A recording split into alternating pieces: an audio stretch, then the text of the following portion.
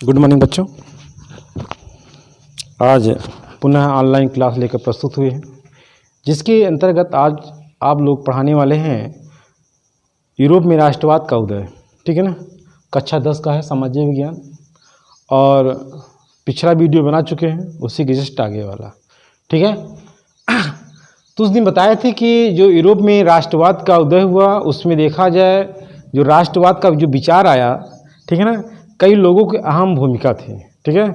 तो उसमें दो विचारधाराएं थी, एक उदारवादी राष्ट्रवाद और उदारवादी राष्ट्रवाद था उसमें था।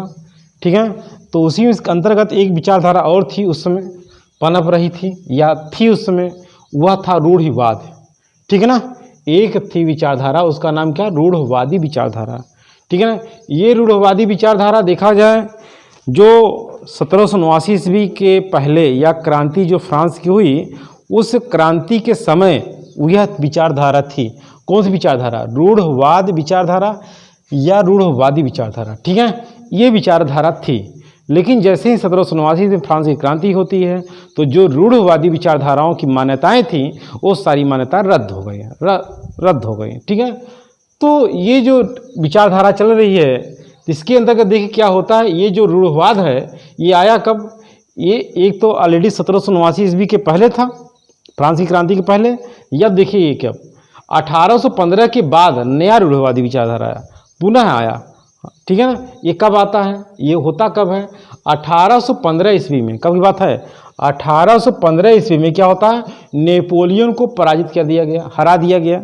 ठीक है। क्या, किसको पराजित कर दिया गया, नेपोलियन बोनापार्ट को पराजित कर दिया गया। ठीक है ना। कब पराजित किया गया, 1815 ईस्वी में। तो 1815 ईस्वी में एक युद्ध हुआ था, उस युद्ध का नाम था वाटरलू का युद्ध। ठीक है ना। या कह सकते हो वाटरलू की लड़ाई। और वाटरलू की लड़ाई हुई कब थी, वाटरलू की लड़ाई हुई थी 1815 ईस्वी में। कब हुई थी, 1815 ईस्वी में एक युद्ध हुआ था, उसका नाम था वाटरलू का युद्ध। कौन सा युद्ध था, वाटरलू का युद्ध था। ठीक है ना, वाटरलू का युद्ध। ठीक है, युद्ध क्लियर हो गया। 1815 ईस्वी में क्या हुआ, नेपोलियन को हरा दिया गया। ठीक है ना। कौन सी लड़ाई में, वाटरलू के युद्ध में। कब हराया गया, 1815 ईस्वी में। अच्छा, हराने वाले लोग कौन थे, ये लोग थे बेटा, ऑस्ट्रिया था, प्रसा देश था, रूस था। ठीक है ना। और ब्रिटेन ने, देख रहे हैं, कई देशों ने मिलकर क्या किया, ऑस्ट्रिया, प्रसा और रूस, और कौन, ब्रिटेन ने मिलकर काम किया। ठीक है ना। अर्थात ये जो ऑस्ट्रिया देश है, प्रसा है, रूस है और जो ब्रिटेन है, ये सब मिलकर क्या किए, वाटरलू की लड़ाई में नेपोलियन बोनापार्ट को क्या किया गया, हरा दिया गया, पराजित कर दिया गया। और जब पराजित कर दिया गया तो होता क्या है, इसके बाद क्या हुआ, इसके बाद क्या हुआ, किसके बाद, मतलब वाटरलू युद्ध के बाद, वाटरलू के युद्ध के बाद और नेपोलियन बोनापार्ट को पराजित करने के बाद क्या होता है, इसके बाद होता क्या है, जो यूरोपीय सरकार थी, बात समझ में आ रहा है, यूरोपीय सरकार थी, वह चाह रही थी, क्या चाह रही थी, पारंपरिक संस्थाएं और परिवार को बनाए रखना चाहते थे। बात समझा, कौन से क्या चाहते थे, यूरोपीय सरकार क्या चाह रही थी, पारंपरिक संस्थाएं, जो ऑलरेडी संस्थाएं जो चल रही थी फ्रांस की क्रांति के पहले, जो बोर्बो राजवंश से शासन कर रहा था, उसमें जो संस्थाएं थी और जो परिवारवाद था, उसको बनाए रखना चाहती थी। कहाँ सरकार, यूरोपीय सरकारें। बात समझ रहा है। पूरे यूरोप महाद्वीप में जब राष्ट्रवाद का विचारधारा पनप रही थी या पनप चुका था, तो उसमें वहाँ सरकार यही चाह रही थी कि जो संस्थाएं हैं, वो परिवार है, उसको बनाए रखा जाए। ठीक है ना। इसके लिए हुआ क्या, इसके लिए उन्होंने नेपोलियन के समय जितने भी बदलाव हुए थे, बता चुके हैं कि नेपोलियन बोनापार्ट ने नेपोलियन संहिता बनाई। उस नेपोलियन संहिता के तहत देखो तमाम बदलाव किया गया था, तमाम परिवर्तन हुआ था। ठीक है ना। एक समान कानून, एक समान माप, तमाम जो सुविधाएं और करों से छूट, ठीक है ना, और ये सब एक समान कानून था।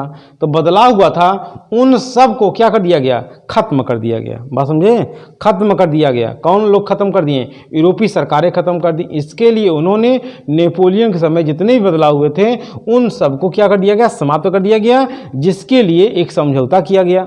एक समझौता हुआ था, जिसका नाम क्या था, वियना समझौता या वियना संधि।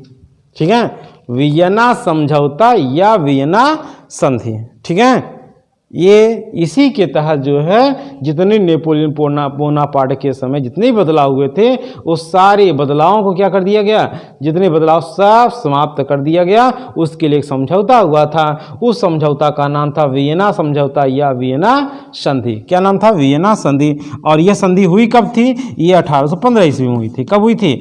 1815 ईस्वी में हुई थी। ठीक है, इतना समझ में आ गया होगा। फिर से पुनः देख लीजिए, न समझ में आया हो तो। हम कह रहे हैं कि दो विचारधाराएं थीं, एक था आपका उदारवाद राष्ट्रवाद, एक था रूढ़वादी राष्ट्रवाद। राइट, रूढ़वादी जो थे मतलब जब फ्रांस की क्रांति हुई थी उसके पहले भी थे, ठीक है ना। और ये पुनः फिर कब आए? जब नेपोलियन बोनापार्ट को पराजित कर दिया गया। जब नेपोलियन बोनापार्ट को पराजित कर दिया गया पुनः जो है रूढ़वादी विचारधारा पुनः पनपी। अच्छा, नेपोलियन बोनापार्ट को पराजित करने वाले लोग कौन कौन थे, कौन कौन से देश थे? ऑस्ट्रिया था, बता चुके हैं, फ्रांस था, रूस था और ब्रिटेन। ये सब मिलकर नेपोलियन बोनापार्ट को 1815 ईस्वी में क्या किए थे? कौन सी लड़ाई में? वाटरलू के युद्ध में पराजित कर दिया गया था। ठीक है ना। जब ये पराजित कर दिया गया तो एक समझौता हुआ, उस समझौता का नाम था वियना संधि या वियना समझौता था। यह समझौता हुआ कब था? 1815 ईस्वी में हुआ था। और जो है क्या हुआ था? इसके अंतर्गत क्या था कि पारंपरिक संस्थाएं जो रहेंगी और परिवार जो है तो रहेगा। राइट, और जो है समान कानून नहीं रहेगा। जो बदलाव नेपोलियन बोनापार्ट के समय हुआ था वो सारे बदलाव समाप्त करके, ठीक है ना, और रूढ़वादी विचारधारा के अनुसार यूरोपीय सरकारें पुनः जो है शासन करने लगी। ठीक है ना। तो समझ में आ गया होगा, आशा करते हैं आप लोगों से। और फिर आगे के लिए फिर नेक्स्ट वीडियो में मिलते हैं। धन्यवाद।